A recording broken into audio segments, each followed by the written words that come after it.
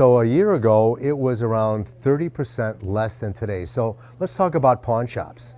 So a customer comes in and has a chain that they were getting $100 on. Les Gold put everything on the line and very nearly lost everything.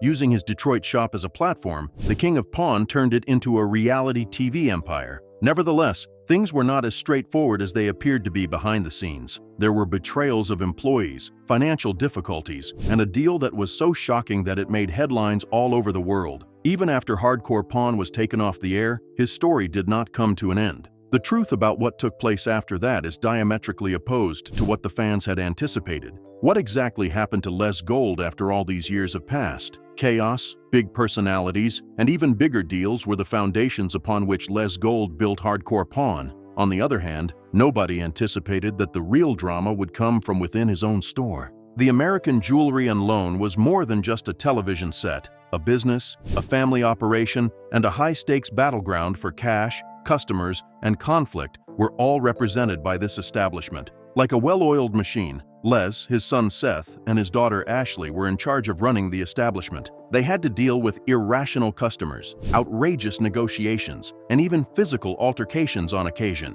Which of these is the most heinous? It was from the individuals in whom they placed the most trust. They have their own staff members. If you worked in a pawn shop that was prominently featured on national television, you would think that employees would be more cautious, right? An abundance of surveillance cameras, the Gold family keeping a close eye on their every action, and millions of viewers tuning in to watch. But that's not the case. Some of the workers became a little too comfortable. Is it one of them here? Exactly the opposite of what Les Gold had anticipated. It is necessary for us to revisit one of the most significant scandals in the history of hardcore pawns. An employee who is trusted was caught stealing without permission.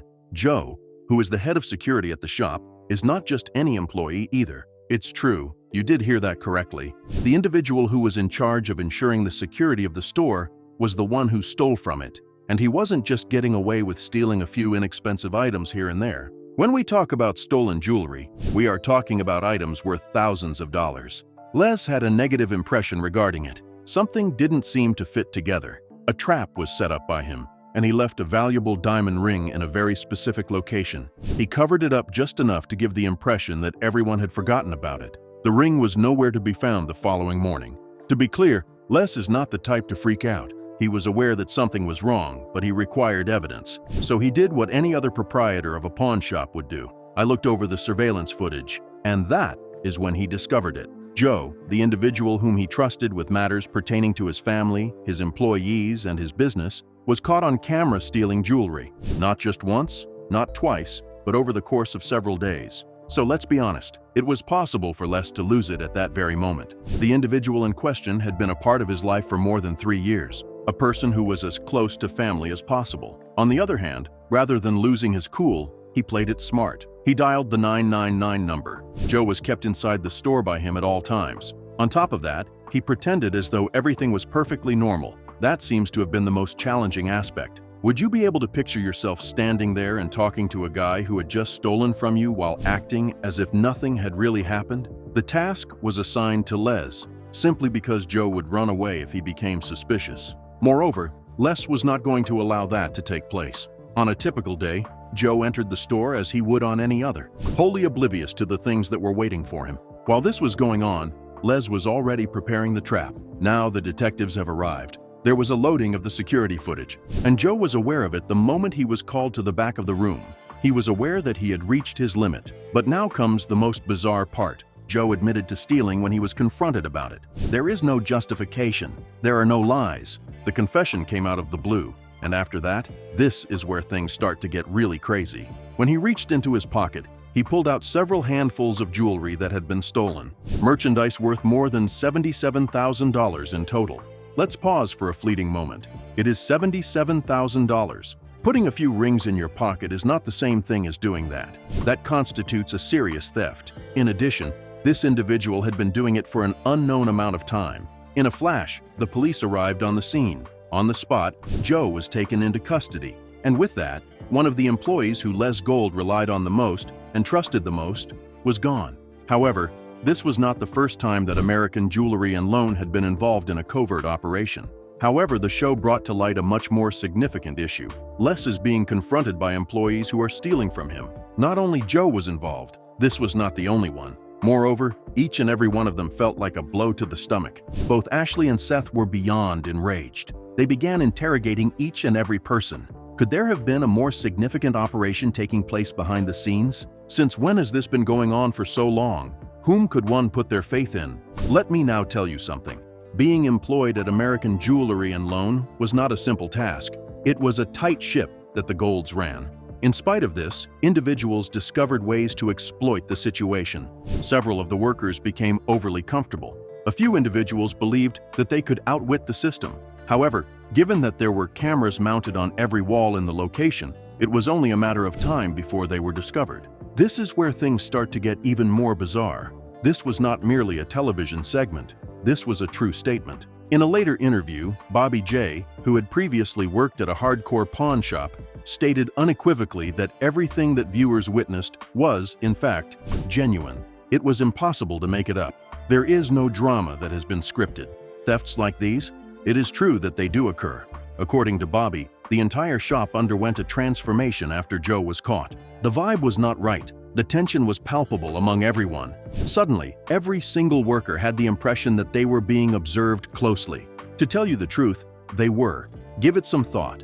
Les Gold had a store that contained inventory worth millions of dollars, and it was sitting there. Gold, diamonds, watches, and high-end electronic devices are all examples. In the event that the wrong person became overly greedy, things that could vanish in a matter of seconds. Everything was familiar to the Golds. People getting violent over low offers, customers trying to pull scams, and even fake police officers trying to rob the establishment are all concerns. However, when the threat was coming from workers within their own organization, it struck a different chord. But let me tell you something. Just one of the many scandals that rocked the hardcore pawn industry was this one. Because something even more significant was taking place at the same time that all of this was taking place. Something that would cause the shop, the show, and Les Gold's entire reputation to be shaken off their feet. It is necessary to travel back in time to the decades before the cameras ever started rolling in order to comprehend how Les Gold became the fearless businessman that millions of people witnessed on hardcore pawn.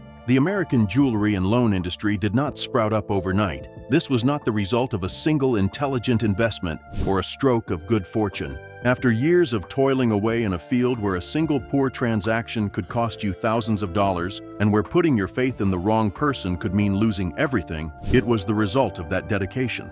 The lessons that Les learned came at an early age, and one of them came dangerously close to taking his life. A day that began like any other took a tragic turn in 1971, when Les was working in the pawn shop that belonged to his grandfather. This was a long time before Les became a famous figure on television. At approximately noon on the 31st of December, a thief armed with a firearm broke into the store. There has always been a high level of risk associated with businesses like pawn shops, particularly in cities like Detroit. Cash, jewelry, gold, and high-end electronics are the types of valuables that they deal in, which are exactly the kinds of valuables that criminals target. Les had experienced difficulties in the past, but this time, they became more severe in a manner that would continue to torment him for the rest of his life. There was a sudden outbreak of gunfire inside the store as the robbery was taking place. It was determined that a police officer who had responded to the scene had been killed by gunfire. An additional individual lost his life on that particular day, transforming what ought to have been a monotonous afternoon into a tragic event that left an indelible impression on Les. It was he who was present. He witnessed the event. Despite the fact that he did not sustain any physical injuries, he was aware from that very moment onwards that nothing in life could be guaranteed. It is possible that everything could be taken away in an instant. If someone goes through something like that, the majority of them will never fully recover. Fear is their way of life. They avoid anything that could be considered even remotely dangerous. The opposite was done by Les. In order to prevent himself from being broken by it, he made a choice. It was impossible for him to back down. He would never allow fear to control his life, and he would never allow anyone to take advantage of him or his livelihood. It was at that moment that he altered his approach to dealing with people, business, and even his own employees. As a result of this, Les managed his store with a firm hand when the hardcore pawn industry experienced a surge in popularity many years later. Pawn shop was not the only thing that American Jewelry and Loan was. The operation was so large that it processed more transactions in a single day than some banks manage to do in a single day. On a daily basis, more than 1,000 individuals entered those doors. 600 to 800 new loans were written up, and an additional 300 to 400 customers came in to retrieve their belongings.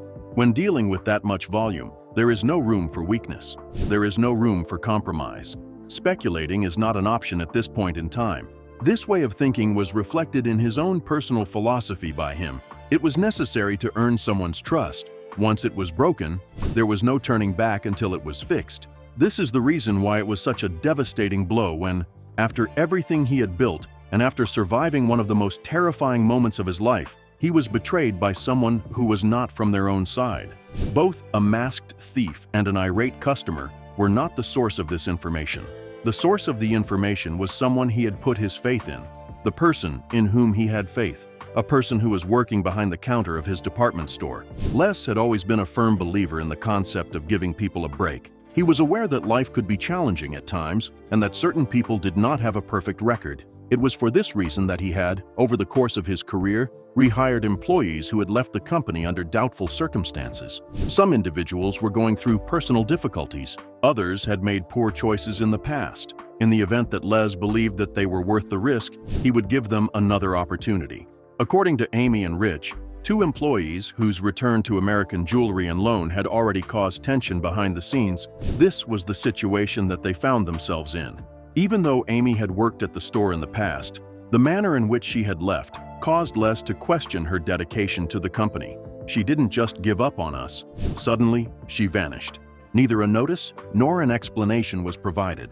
The next day, she was no longer there. But the day before she was there, Les would have been finished with her in a normal situation. Nevertheless, her uncle, who had been a devoted worker for many years, approached Les and personally requested that he give her another opportunity. In spite of his better judgment, he gave his consent. Seth, who has always been the more skeptical of the two, was adamantly opposed to the decision. He argued that someone who had walked away from something once could easily do it again. On the other hand, Rich had been working for the company for a considerable amount of time. The fact that Les had trained him himself led him to a point where he had complete confidence in his capabilities. However, as time went on, things shifted. Rich started making decisions that were fraught with uncertainty, and Les started to recognize a pattern of behavior that made him feel uneasy. However, he continued to employ him because he was confident that the work experience and training would eventually pay off. What Les failed to recognize at the time was that these decisions, these opportunities for a second chance, were about to backfire in ways that he should not have anticipated. Employees who had been loyal in the past began to take shortcuts, make decisions that put the store in jeopardy, and in some instances, engage in behaviors that would cause Les to question everything he had worked for. But this is the worst part? This was not simply a matter of incompetent management or employees who did not perform their duties. We were talking about something more profound, something that was more perilous. Over the course of several decades, Les Gold had transformed American Jewelry and Loan into one of the most prosperous pawn shops currently operating in the United States. Purchasing and selling were not the only things involved. The issue was one of survival. As a result of his ability to adapt to every challenge and transform a single store into a multi-location business that served over 1,000 customers each and every day, he had witnessed the industry undergo change. When Hardcore Pawn first aired in 2010, he had already established himself as a legendary figure in the pawn industry. On the other hand, fame attracted a new degree of scrutiny. Tensions were rising behind the scenes of the situation. It wasn't just for the sake of television that Les, Seth, and Ashley got into fights. Within the family, there was a genuine struggle for power that was taking place. For example, Seth would sometimes make deals behind his father's back if he believed that they were the best course of action. Seth was an ambitious individual who was always looking for ways to modernize the business. Ashley, on the other hand, was not as involved in the day-to-day operations of the shop. However, when she was, she did not hesitate to challenge both her father and her brother. There were times when it seemed as though the entire family was on the verge of disintegrating, and the arguments that took place were real, as was the competition that existed between Seth and Ashley. But despite everything that was going on, Les never lost control. He had been through too much to allow himself to be shaken by the drama in his family or the betrayal of his job. His experience of surviving an armed robbery, witnessing people lose everything in an instant, and understanding that the only way to succeed in this industry was to keep moving forward was what he knew. He continued to be active even after the conclusion of Hardcore Pawn in the year 2015. The American Jewelry and Loan Company continued to thrive, and Les and Seth continued to serve as the company's primary leaders. However, the business continued, even though the show had come to an end. Les Gold remained a dominant force in the pawn industry, in contrast to other reality TV stars who fell into obscurity over time. Despite the fact that he did not participate in social media to the same extent as his son, he was still very much present in the business. Seth assumed responsibility for the majority of the aspects that were visible to the public. He frequently posted updates, dissected iconic moments from the show on TikTok, and occasionally invited Les to share his perspective. It was at this point that Les had established an empire. He was an entrepreneur who owned a number of different locations, employed hundreds of people, and had over $1 million worth of inventory. The fact that his estimated net worth hovered around $3.5 million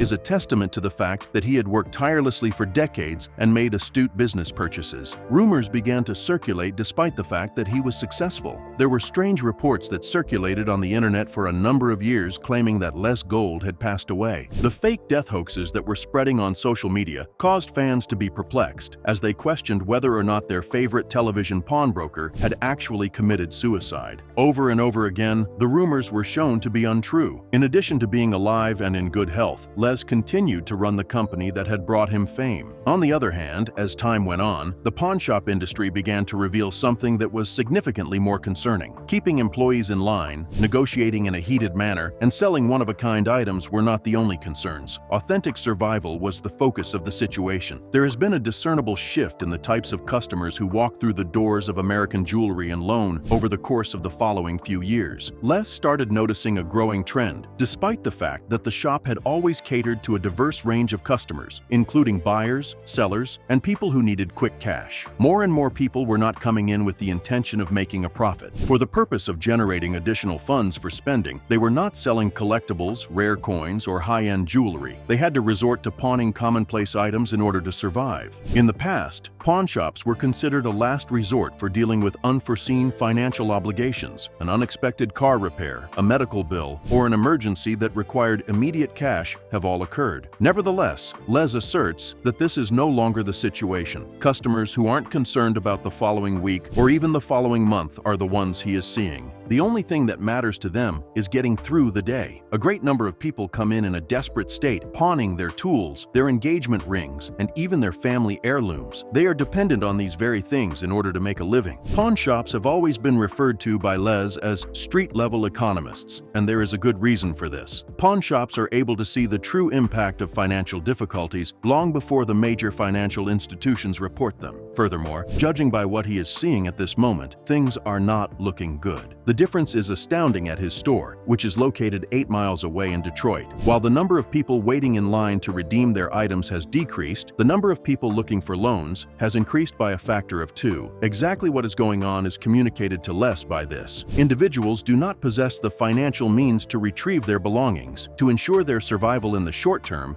they are selling their valuables. On the other hand, when it comes time to reclaim them, they are unable to afford it. This is not limited to just Detroit. The same thing is being observed by pawnbrokers all over the country, according to Les, who has spoken to them. It is not uncommon for customers to bring in clothing, tools, and even electronic devices. In the past 10 years, there have been items that would not have been considered pawn-worthy. On the surface, the economy may appear to be stable. However, the reality is much more difficult for millions of people in the United States. Not only does this change have an impact on customers, but it also has an impact on the business itself. Pawn shops have traditionally maintained a balance between the sale of inventory and the provision of loans. On the other hand, that results in an imbalance because there are more people pawning and fewer people buying. As a result of customers who are not coming in, stores such as American Jewelry and Loan are keeping more items than they ever have before in their inventory. Despite the fact that loans continue to be a reliable source of revenue, the resale market has slowed down, and even loans come with their own set of risks. Even in the face of all this, Les continues to adapt, as he has done throughout his entire life. Although he has experienced economic downturns in the past, he is under the impression that this time things are different. Inflation and recession are not the only factors at play here. In other words, it is about a significant shift in the way that people are living their lives. The use of pawn shops as a short-term solution is no longer something that they rely on. They are dangling them as a means of survival. And then, there are the tales that serve to remind everyone of the reasons why hardcore pawn was such a phenomenon in the first place. When you walk through the door, you will encounter other items that are strange, unexpected,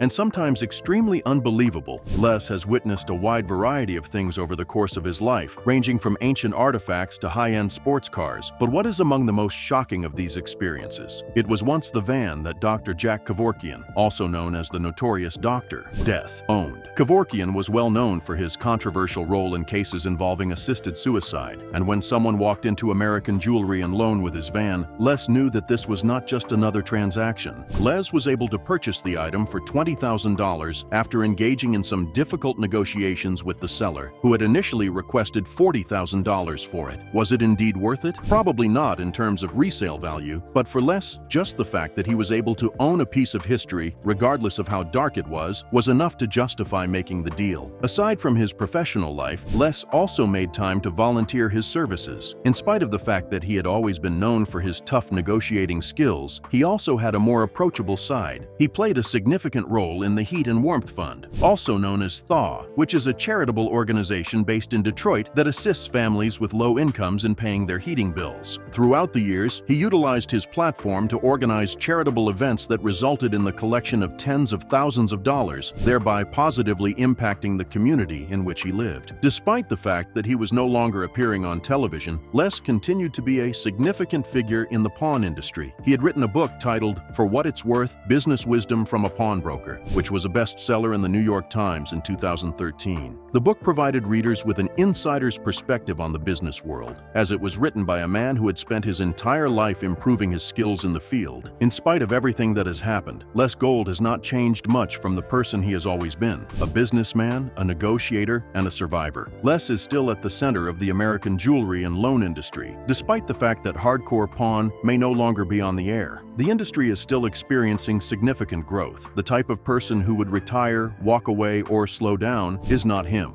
At the end of the day, the pawn business is still about the same thing, which is understanding people, making smart deals, and always staying one step ahead of the competition. Of course, the industry has changed, the economy has shifted, and the customers have different needs. But one thing remains the same: understanding people. For those who are curious about what happened to Les Gold, the answer is straightforward. He is still engaged in the activities that he excels at. In addition, Les Gold will continue to exist for as long as there are people who are in need, as long as there are opportunities to make deals, and as long as the American jewelry and loan industry continues to exist. Transcribing was done by TurboScribe.ai. In order to delete this message, go to Unlimited.